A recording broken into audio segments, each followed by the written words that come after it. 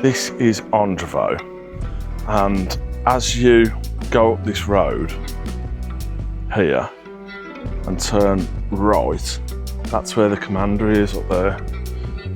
But I just wanted to stop and have a look at this lavoir d'honneur.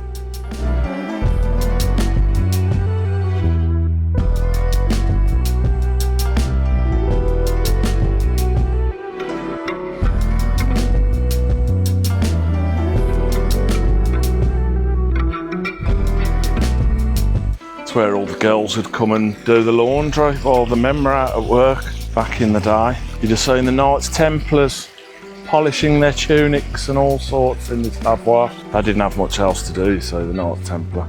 They were down here washing their tunics. They were actually called surcoats, but there you go.